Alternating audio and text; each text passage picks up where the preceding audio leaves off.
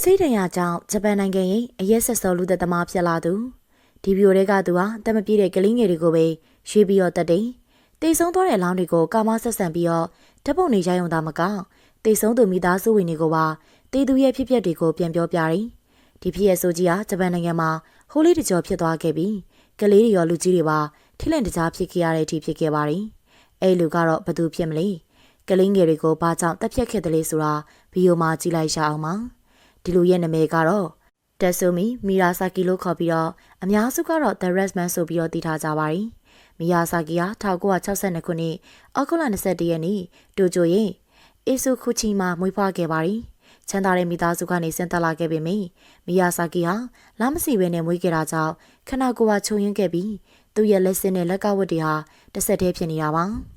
သူ့ရဲ့မိသားစုတွေကလည်းမျိုးရဲထဲမှာမတန်မစွမ်းတယောက်ရှိရင်ဂုံငင်မှာဖြစ်တာကြောင့်မီယာဆာကီကိုစိတ်မကူပေးခဲ့ပါဘူး။တနာစရာကောင်းတဲ့မီယာဆာကီဟာငယ်စဉ်မှာလည်းသူနဲ့ဆော့စားမဲ့သူမရှိသလိုဆီယာမတွေရဲ့နှိပ်စက်တာပါခံခဲ့ရပါတယ်။1988မိမှာတော့မီယာဆူကီကိုတဦးတည်းသောယင်းနှီးစွာနေပေးခဲ့တဲ့သူရဲ့ဖိုးဖြစ်သူကွယ်လွန်သွားခဲ့တဲ့ချိန်ကစပြီးမီယာဆာကီဟာတဦးတည်းထိကျန်ခဲ့ပြီးစိတ်ချတွေကလည်းဆိုးဝါးခဲ့ပါတယ်။နောက်ပြီးတော့မီယာဆာကီဟာသူ့ဖိုးရဲ့စိတ်ဝိညာဉ်ကိုတစ်စိတ်တစ်ပိုင်းခန္ဓာကိုယ်မှာဆွဲကပ်နေဖို့အတွက်သူ့ဖိုးဖြစ်သူရဲ့ပြာမုံတွေကိုလည်းစားခဲ့ပါတယ်။အိမ်နာမှာတော့သူဟာသူ့မကြီးချူတာကိုချောင်းကြည့်တယ်။တိတ်မကြခင်မှာသူ့ရဲ့ပထမဆုံးလူတက်မှုကိုစတင်ခဲ့ပါတယ်။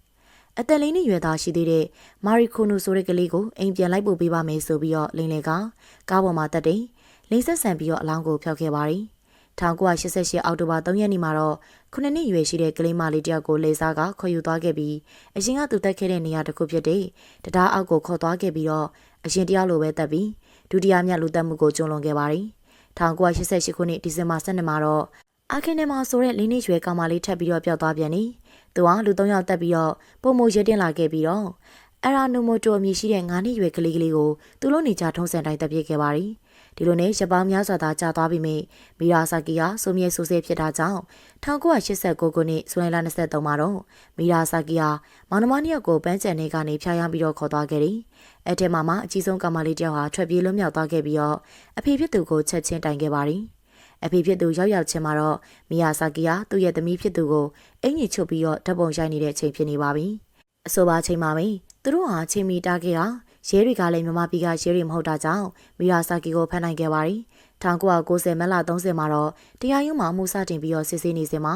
မီယာဆာကီဟာသူဒီလိုမျိုးလုပ်ခဲ့တာတွေအတွက်ကျင်းနေပြီးတော့နောက်တာလုံးဝရမှာမဟုတ်တဲ့ကြောင်းထွက်ဆိုခဲ့ပါတယ်။ဝန်ခံချက်တွေမှာလည်းသူဒီလိုဖြစ်ရတာမိသားစုကသူ့ကိုအလေးမပေးဘဲနဲ့ပြစ်ပယ်ထားသလိုရှိသမျှအချိန်တွေလည်းအလုတ်ထစ်နှစ်ထားတဲ့သူ့ဖေကြောင့်မေးဆိုပြီးတော့သူ့ရဲ့မိသားစုကိုပြစ်တင်သွားခဲ့ပါတယ်။ဒီဖြစ်ရတဲ့ကြောင့်သူတို့ရဲ့ကုမ္ပဏီကလည်းပိတ်သိမ်းခဲ့ရပြီးတော့မီယာဆာကီရဲ့အဖေဖြစ်သူကလည်းရှက်လုံးနာကြောင့်မလို့ကိုသက်သေခဲ့ပါတယ်။ပြစ်မှုကျူးလွန်သူမီယာဆာကီကိုလည်းတရားရုံးကပြစ်မှုထင်ရှားတာကြောင့်တည်တံ့ချခံစေဖို့အတွက်အမိန့်ပေးခဲ့ပါတယ်။ဟုတ်ကဲ့ပါဒီနေ့တင်ဆက်ပေးခဲ့တာကတော့